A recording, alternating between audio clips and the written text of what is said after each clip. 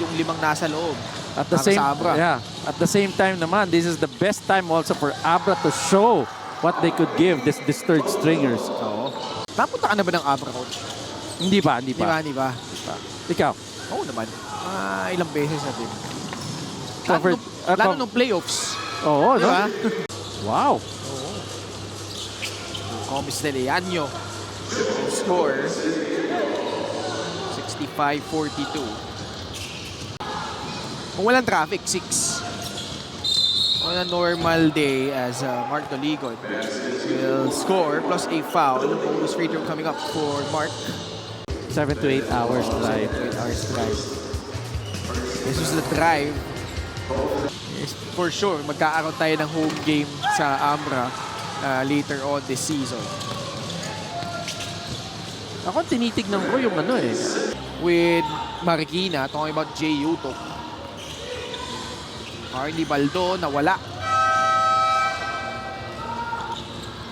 Bola na kay Joe Gomez de Leaño. Steps into a three, short. Joe goes inside, lays it in.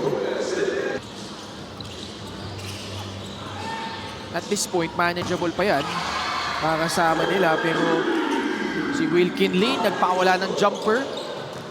Tama. Oy, si Baldo. Muntik nang maigapang paloob yung tira na yun. Pumitbit si Jay Yutok. Will lay it in. Kasi ano lang yun eh. One day break lang yun eh. 3-point shot from Wilkin Lee. 75-51. So we were able to go to the parang hot springs nila. Meron sila yung hanging bridge. Galing talaga gumamit ng katawan nila. Ano siya eh?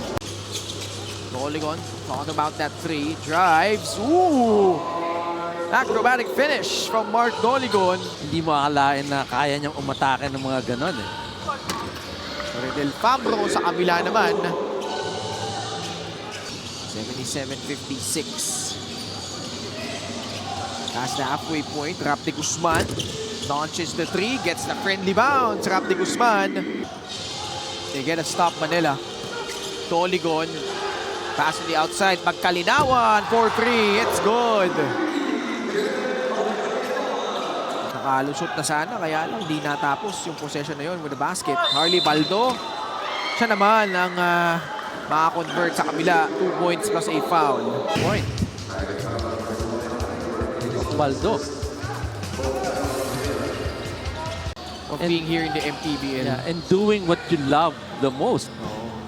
Basketball, di ba? Oo. Pero, ganun tayo ka-blessed. but with that topic, we may be saying that, nakakatuwa na iba't ibang lugar. Pero for the players, this is such a grind for them.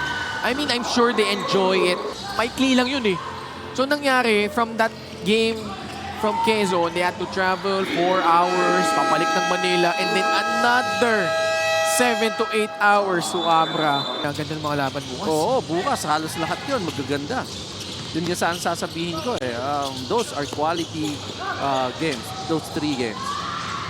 Ganun din ang Quezon City. Pareho sila, Coach Vic, just right below Abra, San Juan, and Caloocan, who are the perceived.